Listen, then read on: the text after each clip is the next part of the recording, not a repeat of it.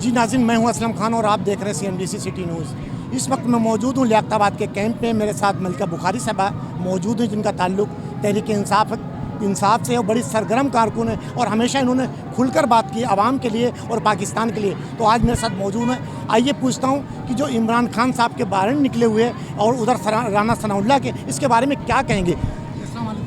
وعلیکم السلام، بہت شکریہ آپ کا، آج آپ لیاقت آباد میں کوریج کر رہے ہیں۔ پہلے تو لیاقت آباد کی عوام کو مبارکباد پیش کرنا چاہتی ہوں، نبی پاک صلی اللہ علیہ وسلم آقائے کائنات جو ہیں ان کی ولادت کے اوپر، اور بہت خوشی محسوس ہو رہی ہے کہ ہماری لیاقت آباد کی جو ٹیم ہے، لیاقت آباد کے جو لوگ ہیں وہ اتنے جوش و خروش سے حضور پاک صلی اللہ علیہ وسلم کی ولادت کو مناتے ہیں، سچے عاشق رسول ہیں۔ بہت فخر ہو رہا ہے کہ تحریک انصاف کے اور عمران خان کے جو کارکن ہیں، جو عمران خان کی قیادت ہے، عمران خان کے سپورٹر ہیں، وہ اپنے نبی پاک صلی اللہ علیہ وسلم سے سچی محبت کرتے ہیں۔ اور مسلم امہ کے مایہ ناز لیڈر عمران خان نے اپنے سپورٹرز کو اور پاکستانیوں کو یہی تلقین کی ہے کہ سیرت النبی جو ہے اس کے اوپر پیرا عمل ہو۔ تو آج یہاں آ کر بہت خوشی محسوس ہو رہی ہے۔ میرا سوال یہ ہے، تو آپ کا ہو گیا، میرا سوال ہے کہ عمران خان کا جو بارے میں نکلے ہوئے گرفتاری کے، تو اس میں کتنی حقیقت ہے؟ کیا ہے؟ دیکھیں، عمران خان صاحب پاکستان کی عوام کی محبت ہیں، پاکستان کی عوام کی ضد ہیں، ان کا فخر ہیں، محسن پاکستان ہیں اور ہمارے ملک کے رہبر ہیں۔ عمران خان کو گرفتار کرنا مشکل نہیں، ناممکن ہے۔ 3-4 دفعہ اس فسطائیت سے بھری حکومت نے رانا ثناء اللہ کی ہدایت کے اوپر، مریم نواز کی خواہش کے اوپر عمران خان کو گرفتار کرنے کی کوشش کی اور ناکام ہوئے۔ پاکستان کی عوام جو ہے، عمران خان صاحب کیا کوئی آپ لوگ کیا بدماش ہیں جو نہیں گرفتار کرتی ہے؟ دیکھیں، بدماشی کی بات نہیں ہے، ہم پاکستان کے آئین اور قانون جو ہے اس کے سامنے اپنے سر کو جھکاتے ہیں۔ ہم پاکستانی شہری ہیں، ہم بھی عوامی نمائندے ہیں، ہم نے بھی یہ قانون بنایا ہے، لیکن اگر سیاسی بے بنیاد کیسز کے اوپر جب مشرف صاحب گرفتار ہو سکتے ہیں، نواز شریف گرفتار، تو عمران خان صاحب نہیں، یہ بات نہیں، میں مکمل کر لوں۔ دیکھیں، اگر بے بنیاد سیاسی کیسز کے اوپر آپ پاکستان کے سب سے مایہ ناز اور مقبول ترین لیڈر کو اریسٹ کرنے کی کوشش کریں گے اور ان کے اوپر جبر، ظلم اور تشدد کرنے کی کوشش کریں گے، تو پاکستان کی عوام آپ کے اور ان کے بیچ میں ایک دیوار بن کر کھڑے ہوں گے۔ ہم لاقانونیت کو نہیں پھیلانا چاہتے، لیکن آپ نے پاکستان کے سب سے مقبول ترین لیڈر کے اوپر، سب سے بڑی جمہوری جماعت کے بانی چیئرمین کے اوپر جو 21 FIR درج کروائی ہیں، ان کا متن کیا ہے؟ آپ مطالعہ کر کے دیکھ لیجئے۔ بے بنیاد سیاسی کیسز ہیں اور رانا ثناء اللہ انتقام کی سیاست کو آگے بڑھا رہے ہیں۔ ہم ایسے آدمی کے ہاتھوں میں پاکستان کے سب سے مقبول ترین لیڈر کو کبھی بھی نہیں دیں گے جو ان کے اوپر تشدد کرے گا اور مایہ ناز لیڈر اور پاکستان کی عوام کے رہبر کو نقصان پہنچانے کی کوشش کرے گا۔ آپ لا قانونیت نہ پھیلائیے۔ دیکھیں، ان کی حکومت 27 کلومیٹر کے اوپر ہے، پاکستان کے 2 صوبوں کے اندر ہماری حکومت ہے۔ رانا ثناء اللہ صاحب کے فائر کٹی تھی چرس کے معاملے میں، تو وہ بھی حقیقت جھوٹ تھا یا سچ؟ دیکھیں، اس وقت جو پاکستان تحریک انصاف کا موقف تھا، جو چیزیں سامنے آئی تھیں، اس سے یہ ظاہر ہوتا تھا کہ ان کے اوپر ایک مقدمہ ہے، اس کا فیصلہ پاکستان کی آزاد عدالت نے کرنا ہے۔ عدالت نے یہ تعین کرنا ہے کہ شواہد کی موجودگی میں رانا ثناء اللہ کے اوپر یہ کیس بنتا ہے یا نہیں۔ پاکستان تحریک انصاف عدالت نہیں ہے۔ حکومت وقت نے ایک FIR درج کروائی، عدالت نے فیصلہ کرنا ہے کہ درست ہے یا غلط ہے۔ اگر درست FIR نہیں ہے تو وہ اس کیس کے اندر باعزت بری ہو جائیں گے، اگر FIR درست ہے تو وہ اپنا جو سزا ہے اس کو کاٹیں گے۔ اور ہماری پاکستان کی عدالتوں سے امید ہے کہ جس قسم کی فسطائیت پھیلائی جا رہی ہے، جس قسم کا جبر ہو رہا ہے، آپ میڈیا کے اندر کام کرتے ہیں، اس قسم کی زبان بندی مارشل لاء کے دور کے اندر بھی نہیں ہوئی تھی۔ اس وقت جو میڈیا ہاؤسز کو جس قسم کی فسطائیت کا سامنا ہے، آج میں فواد چودھری کی پریس کانفرنس کو سن رہی تھی، بتا رہے تھے کہ مریم نواز جو سابق مجرمہ ہیں، جن کو مجرمہ ہونا چاہیے تھا، ایون فیلڈ اپارٹمنٹس کے اندر کس طرح کھڑی ہو کر جمہوریت کی تلقین کر رہی، تو ان کی آواز کو دبا دیا گیا۔ ہم نے بھی حکومت کی تھی، لیکن ہمارے دور میں ایسی فسطائیت نہیں تھی۔ نواز شریف صاحب آپ کی حکومت میں اس سے مطلب یہ نعرہ دیا آپ لوگوں نے؟ نہیں، دیکھیں عمران خان صاحب نے ہمیشہ NRO 2 یا NRO کے خلاف آواز کو بلند کیا ہے۔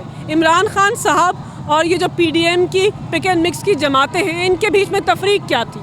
عمران خان صاحب نے ہمیشہ کہا کہ عوام الناس کے لیے سیاست کرنی ہے تو میں حاضر ہوں، لیکن پاکستان کی عوام کے پیسوں کے جو مجرم ہیں، جو قومی مجرم ہیں، جنہوں نے پاکستان کی عوام کے پیسوں کے ضامن ہوتے ہوئے چوری کی ہے، ان کو میں کبھی بھی NRO 2 نہیں دوں گا، کیونکہ یہ غداری سمجھی جائے گی۔ تو NRO کا دینے کا سوال پیدا نہیں ہوتا، لیکن ہاں سابق وزیر اعظم نے انسانی بنیادوں کے اوپر رپورٹس کی موجودگی میں ایک سابق وزیر اعظم کو ملک سے باہر جانے کی اجازت دی۔ پاکستان کی عدالت نے ان کے بھائی کو کہا کہ 4 ہفتوں میں آپ اپنے بھائی کو واپس لے کے آئیں گے، لیکن وہ واپس نہیں آئے۔ پھر پاکستان کی عوام نے دیکھا کہ اس طرح نواز شریف نے کبھی بھی اپنی کوئی ٹریٹمنٹ لندن کے اندر نہیں کرائی، تو اس شریف خاندان نے نظام عدل کا جو مذاق بنایا ہے، جو نظام عدل کا تماشا بنایا ہے، عام پاکستانی شہری جو ہے اس کو دیکھ کر افسوس محسوس کرتا ہے۔ آخری سوال ہے جی میرا آپ سے یہ، کیا آپ الیکشن لڑیں گے؟ الیکشن لڑنے کے بعد اگر کچھ سیٹیں کم ہوتی کیا متحدہ دوبارہ الحاق کریں گے؟ نہیں، دیکھیے اس کا فیصلہ تو پاکستان تحریک انصاف کی قیادت کریں گے، لیکن آج کامران ٹیسوری جو ہیں گورنر بن چکے ہیں سندھ کے۔ میں سندھ کی عوام کے ساتھ اظہار افسوس کرنا چاہتی ہوں، اور MQM کی سیاست کے اوپر ان اللہ و ان اللہ راجعون پڑھنا چاہتی ہوں کہ آپ نے عمران خان کے اتحاد کو جو چھوڑا تھا، اس کی آپ نے وجوہات بتائی تھی کہ اس وقت مہنگائی ہے، اس وقت پاکستان کی عوام مشکلات کا شکار ہے۔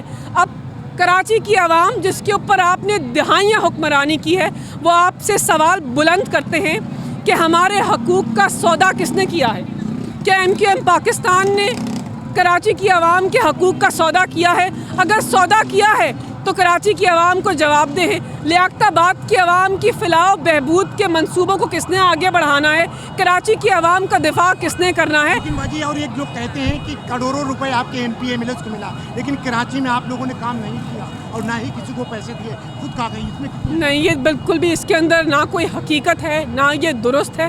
پاکستان تحریک انصاف کے MNAs نے وفاق میں حکومت کے وقت کراچی کی عوام کے لیے بہت کچھ کیا، لیکن ایک سندھ کی جو حکومت ہے، پیپلز پارٹی کی حکومت نے جس قسم کی مشکلات ہمارے راستے میں کھڑی کی، اس کی کوئی نظیر نہیں۔ دیکھیں بات یہ ہے کہ 18ویں ترمیم کے بعد آپ کو خود مختاری دی، خود مختاری کے ساتھ ذمہ داری بھی منظر عام پہ آتی ہے۔ پیپلز پارٹی کی حکومت نے اپنی ذمہ داری کو 3 دہائیوں میں کیسے ادا کیا؟ پاکستان کی عوام نے دیکھا ہے کہ آپ نے روٹی کپڑا مکان کے فلسفے کو کیسے روندا ہے زمین کے اندر۔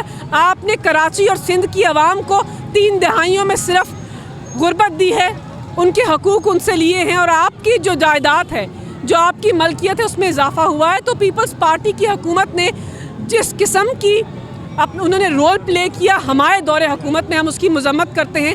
ہمیں اپنے کام کو آگے نہیں بڑھانے دیا گیا۔